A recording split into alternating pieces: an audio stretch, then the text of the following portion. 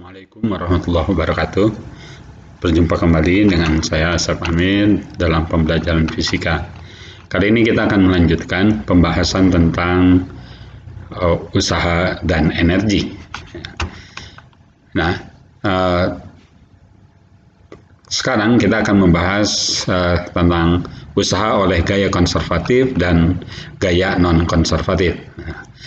Pembahasan ini menjadi penting karena kita akan memanfaatkan sifat dari konservatif gaya ya di dalam banyak penyelesaian masalah. Oke, sekarang kita akan lihat apa yang dimaksud dengan gaya konservatif dan gaya non konservatif ya. Nah,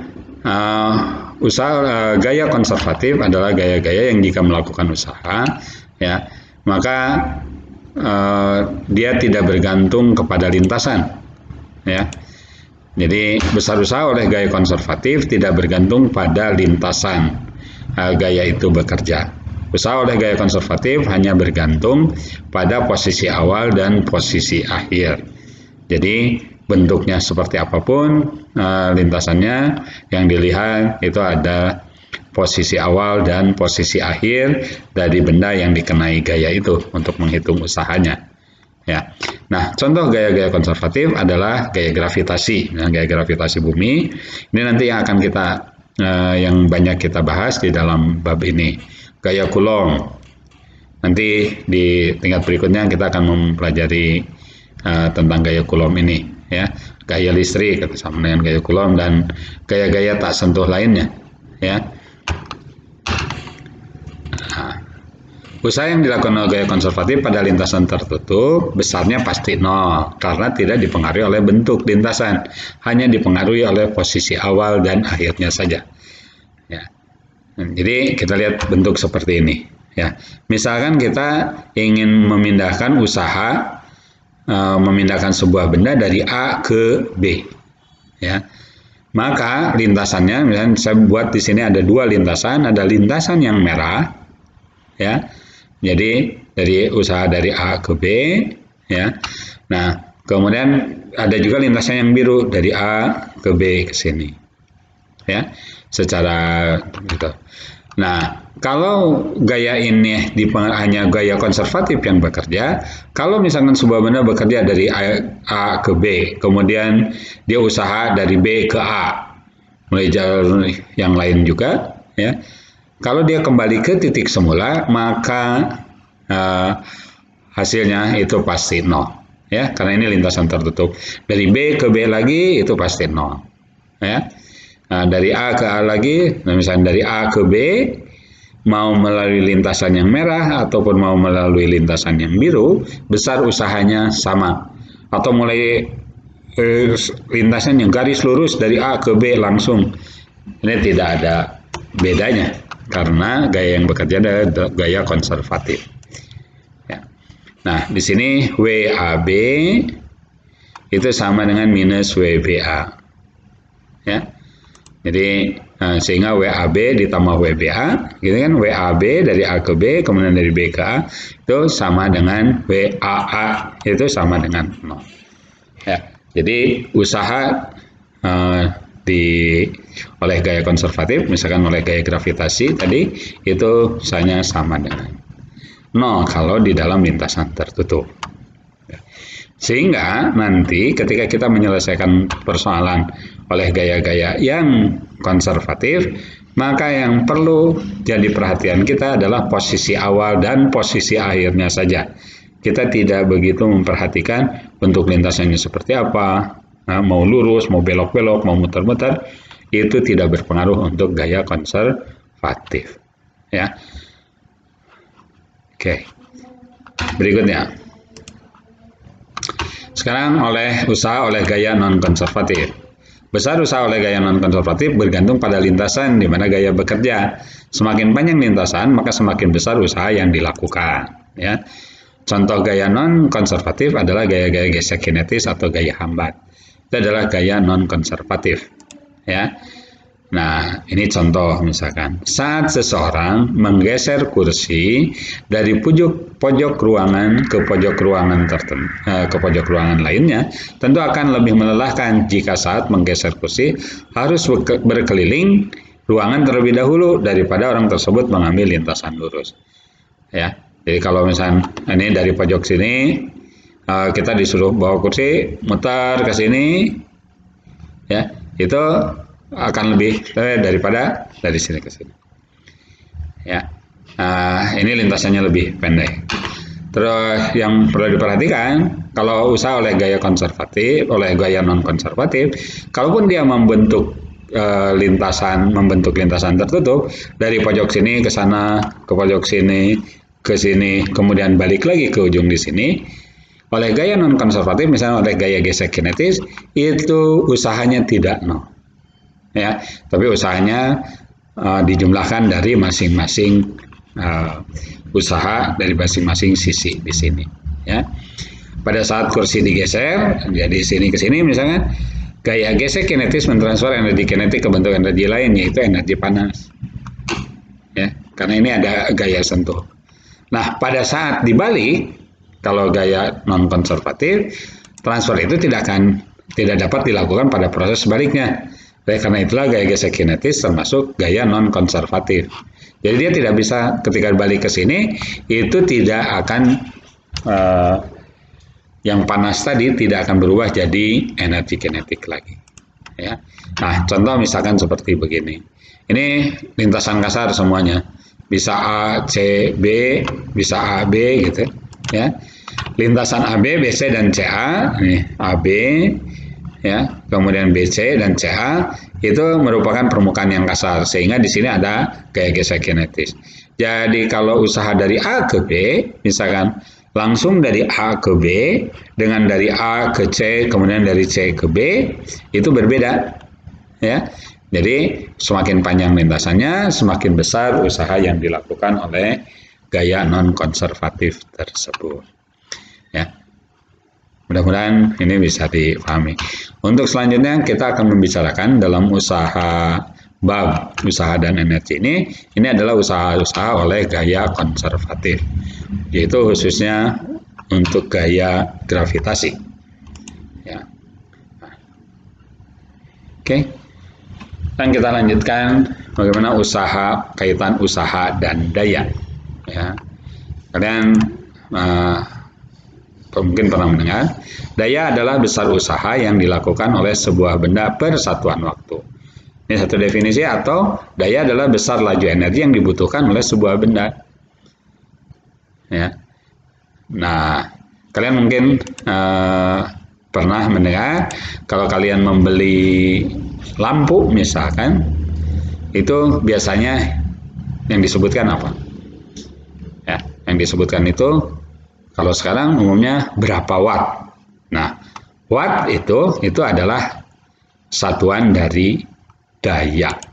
Ya, ini daya adalah besar laju energi yang dibutuhkan oleh sebuah benda. Jadi definisinya P itu sama dengan W itu usaha dibagi delta T.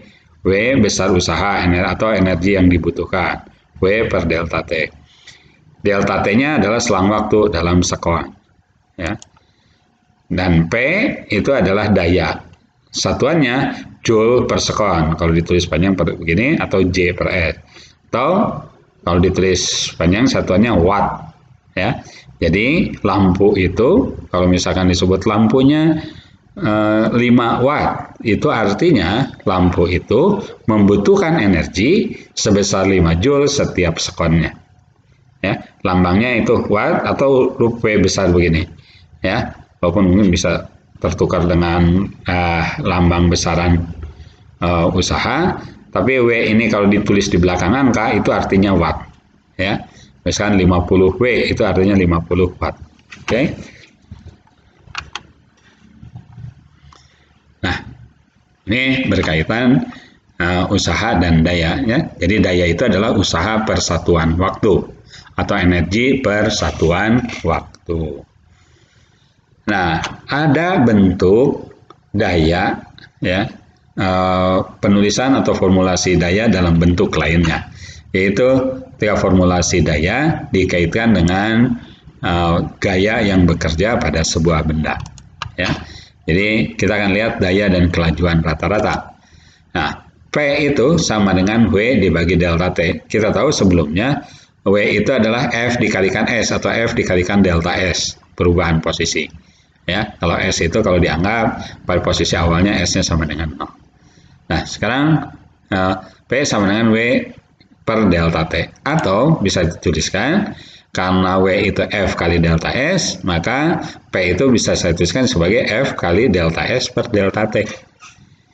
Nah, ketika kita mempelajari kinematika, kita tahu delta S itu perubahan posisi per satuan waktu atau panjang jarak yang ditempuh per satuan waktu itu sama dengan kelajuan rata-rata. Sehingga daya itu bisa dituliskan sebagai F kali V rata-rata. Ya, V rata-rata. Jadi ini adalah satuannya. Ini adalah bentuk rumus daya untuk kaitan gaya, kelajuan rata-rata dan daya. Ya, dengan F itu besar gaya yang bekerja, satuannya Newton, kemudian V rata-rata itu kelajuan rata-rata benda atau partikel, satuannya meter per sekon, P itu adalah daya joule per sekon atau watt. Ya. Nah, ini saya sekarang akan mengenalkan satuan daya lainnya yang sering dipakai. Ya, itu 1 deka daya kuda, dan 1 daya kuda itu sama dengan 1 HP atau 1 horsepower. Ya, atau ada juga kalau di lapangan ada yang PK. PK itu dari bahasa Belanda. Itu sama dengan deka atau HP. Ya, 1 PK atau 1 HP itu sama dengan daya 746 watt. Ya, jadi 1 PK itu sama dengan 746 watt. Atau dalam perhitungan kadang-kadang dibulatkan 1 HP itu 750 watt. Itu sebenarnya hitungan detailnya 1 HP itu 746 watt. Ya. Oke. Sekarang mari kita lihat beberapa contoh yang berkaitan ya dengan usaha oleh gaya konservatif dan yang lainnya. Termasuk contoh-contoh berkaitan dengan daya. Oke, kita lihat. Bola dapat bergerak tanpa gesekan. Di sini berarti tidak ada gesekan. Pada lintasan seperti gambar di samping ini. Ya. Jika massa bola 0,4 kg dan G 10 meter per detik kuadrat, hitunglah usaha oleh gaya gravitasi pada perpindahan bola dari A ke B, kemudian dari B ke C, kemudian dari A ke C. Ya. Di sini kita perhatikan di sini lintasannya ya tidak disebutkan di sini karena tidak disebutkan ada gesekan, berarti ini lintasan licin. Ya. Jadi ini lintasan licin, berarti yang bekerja hanya gaya gravitasi. Kalau bekerja hanya gaya gravitasi, artinya sistem ini dipengaruhi oleh gaya konservatif. Mari kita lihat satu persatu. Usaha gaya gravitasi dari A ke B. Nah, waktu kita mempelajari usaha dan energi, kita tahu bahwa usaha gaya gravitasi itu sama dengan minus perubahan energi potensial. Ya, jadi W dari AB itu sama dengan perubahan energi potensial minus perubahan energi potensial dari A ke B. Ya, kenapa kita pakai energi potensial? Ya, karena yang diketahuinya di sini ada ketinggian. Ya, WAB sama dengan minus energi potensial B dikurangi dengan energi potensial A. Ya, karena selisih energi itu potensial itu energi potensial akhir dikurangi energi potensial awal. Maka WAB sama dengan minus MGHB ketinggian MG kali ketinggian B dikurangi MG ketinggian A. Maka WAB sama dengan MG-nya dikeluarkan, HB dikurangi HA. Maka WAB sama dengan M-nya 0,4 kg, G-nya 10 meter per detik kuadrat, HB-nya 0, HA-nya, nah dikurangi HA, hanya 80 cm, itu 0,8 meter. Maka WAB-nya sama dengan minus 0,4 kali 10, minus 4 kali minus 0,8, minus kali minus jadi plus, 3,2 Joule. Ya. Sekarang yang B. Usaha dari B ke C. Usaha gaya gravitasi dari B ke C. WBC sama dengan, ya dari penurunan ini kita dengan analogi yang sama, maka WBC itu sama dengan minus MG kali HC minus HB. Maka WBC sama dengan minus 0,4 kali 10 kali HC-nya 0,5, B-nya 0. Jadi minus 0,4 dikali 10 kali 0,5. Maka WBC sama dengan minus 0,4 kali 10, tidak di, ya, harusnya WBC sama dengan minus 2,0 Joule. Ya. Ini setengah, ya. 0,4 kali 10, 4 kali 0,5 itu 2 Joule. Sekarang usaha dari A ke C. Usaha dari A ke C itu bisa kita lakukan dengan dua cara, yaitu usaha dari A ke B, kemudian usaha dari B ke C. Kita jumlahkan. Ya. WAC itu WAB ditambah WBC. WAB-nya sama dengan 3,2 Joule. WBC-nya minus 2,0. Maka WAC-nya sama dengan 1,2 Joule. Atau dengan cara lain. Nah, karena gaya yang bekerja adalah gaya konservatif, hanya gaya gravitasi saja, maka kita bisa melihatnya hanya posisi awal dan posisi akhirnya. Kita tidak peduli dia belok dulu ke B, kemudian ke C, atau mau belok-belok kemana dulu. Jadi WAC, ya, dengan analogi yang sama dari WAB ini, sama dengan minus MG kali HC minus HA. Ya. Jadi energi potensial akhir dikurangi energi potensial awal. Nih. Maka WAC sama dengan minus 0,4 kali 10 kali 0,5 kurangi 0,8. Maka WAC-nya sama dengan 0,4 kali 10 kali minus 0,3. WAC-nya sama dengan 1,2 Joule. Ya, maka kita memperoleh dua hasil yang sama. Ini 1,2 Joule, yang di sini juga 1,2 Joule. Ya, jadi ini adalah usaha oleh gaya konservatif, tidak dipengaruhi oleh lintasannya. Oke, kita teruskan. Sekarang kita akan lihat contoh soal untuk daya. Ahmad yang bermassa 50 kg untuk menaiki tangga ke lantai 3 setinggi 12 meter memerlukan waktu selama 2 menit. Hitunglah daya rata-rata yang dilakukan Ahmad. Diketahui M-nya 50 kg, ini M Ahmad 50 kg. Selisih ketinggiannya 12 meter. Waktunya 2 menit, atau selama waktunya 2 menit atau 120 sekon. Ditanyakan berapakah daya rata-rata Ahmad. Ya, kita jawab. Daya rata-rata Ahmad itu sama dengan usaha yang dilakukan Ahmad dibagi dengan selang waktunya. Nah, kita sekarang lihat usaha yang dilakukan oleh Ahmad. Ketika Ahmad menaiki tangga ke atas, maka usaha yang dilakukan Ahmad itu melawan gaya usaha oleh gaya gravitasi. Karena gaya gravitasi ke bawah, Ahmad ke atas, jadi W Ahmad itu sama dengan minus W gravitasi. Ya. Nah, W Ahmad itu sama dengan minus, kita tahu W gravitasi itu adalah minus selisih energi potensial. Jadi energi potensial air dikurangi energi potensial awal. Maka W Ahmad sama dengan Mg kali delta H. Ya.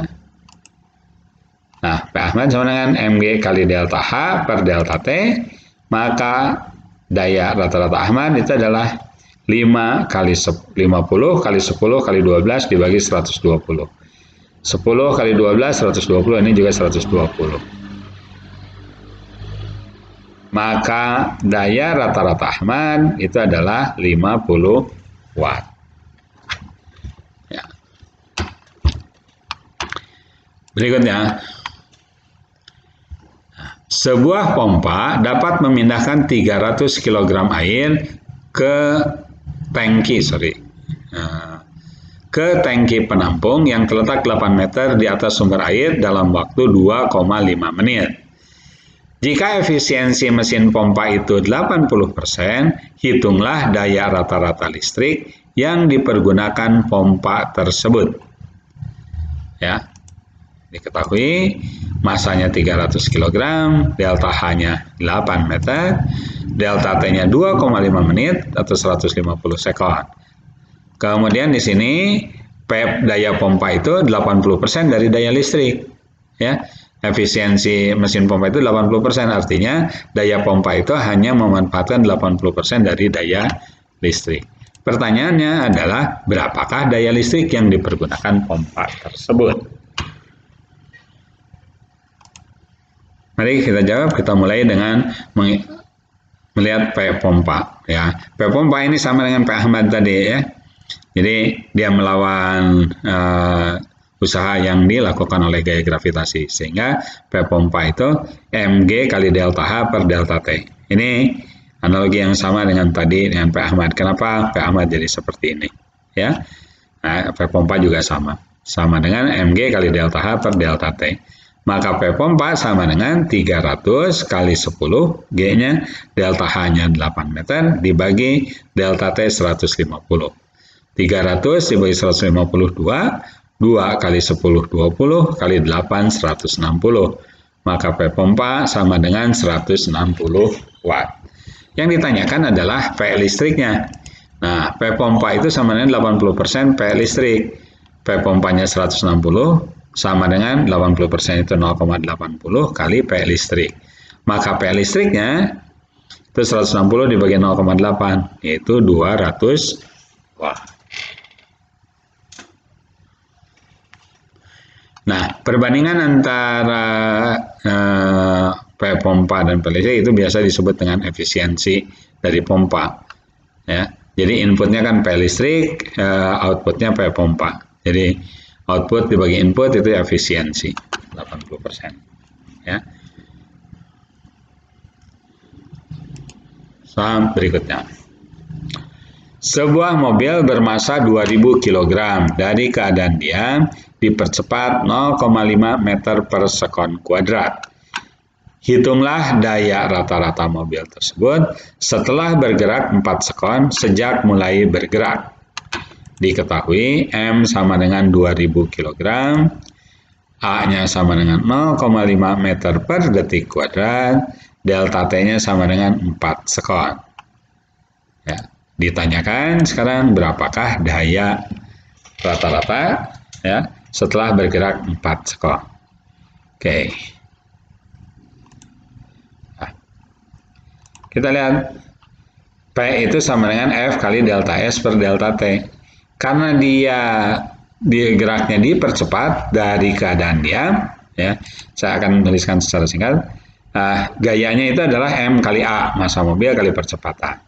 Sedangkan delta S-nya itu kan setengah AT kuadrat ditambah V0 kali T. Karena dari keadaan diam, berarti V0-nya 0. Jadi saya hanya menuliskan delta S sama dengan setengah AT kuadrat.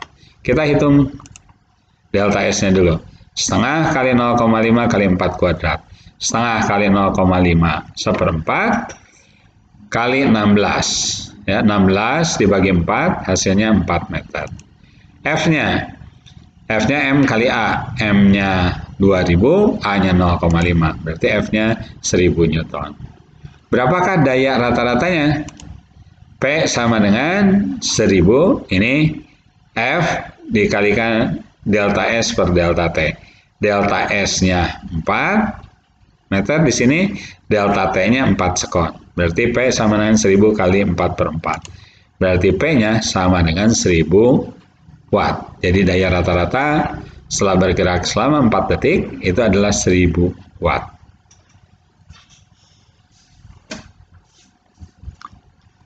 Ya. Oke, mudah-mudahan bisa dipahami. Satu lagi contoh soal yang lain. Sebuah mobil memiliki mesin berdaya 2000 HP, 2000 horsepower atau 2000 PK. Jika mobil itu memiliki kecepatan rata-rata 37,3 meter per sekon, hitunglah gaya dorong mesin mobil tersebut. Ya, P-nya 2000 HP atau 2000 PK, V rata-ratanya 37,3 meter per sekon. Ditanyakan berapakah gaya dorongnya? Ditanyakan F-nya. Kita jawab. P sama dengan, ya ini karena ini horsepower, kita ubah dulu ke dalam watt. Jadi 2000 HP itu kan setiap HP-nya 746 watt per HP, berarti P-nya sama dengan 1.492.000 watt. Ya. P-nya sama dengan F kali V rata-rata. F-nya, P-nya ada 1.492.000 dikalikan F kali V rata-ratanya 37,3. Maka F-nya sama dengan 1.492.000 dibagi 73,3. Hasilnya adalah 40.000 Newton. Ya. Oke. Ya, demikianlah contoh-contoh soal itu. Ya. Nah, bab untuk usaha dan energi itu sampai di sini. Ya, tapi sebelum saya mengakhiri, saya akan mereview atau kita akan lihat materi apa saja yang sudah kita pelajari pada bab ini. Ya, ringkasan materinya. Pertama, besar usaha. Besar usaha dinyatakan F kali S kali kosinus theta. Dengan W itu besar usaha Newton meter atau Joule. F besar gaya, satuannya Newton, S perpindahan meter, S atau delta S ya.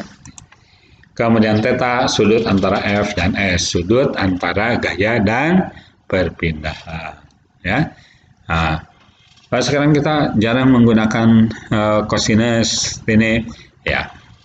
Nanti di dalam lanjutan bab ini ya, kita akan mempelajari persoalan-persoalan yang berkaitan atau yang ada kaitannya dengan sudut, dengan trigonometri. Ya, sudah nanti kita mempelajari trigonometrinya dulu. Kemudian bentuk energi kinetik itu sama dengan kalau sebuah benda bermasa M, dia bergerak dengan kecepatan V, maka dia memiliki energi kinetik sama dengan setengah mv kuadrat. Ya. Dengan M adalah massa benda, kilogram, V kelajuan benda, meter per sekon, dan EK itu adalah energi kinetik, ya, Joule.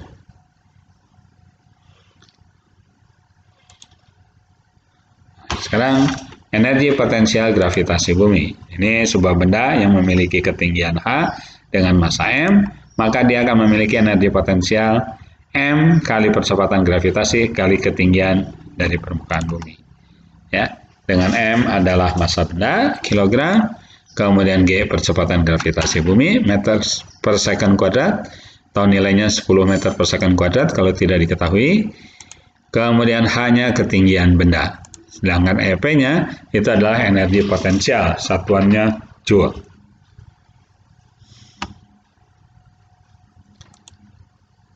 Sekarang ada energi mekanik. Ya, energi mekanik itu adalah penjumlahan antara energi potensial dan energi kinetik. Energi mekanik itu sama dengan mgh ditambah setengah mv kuadrat.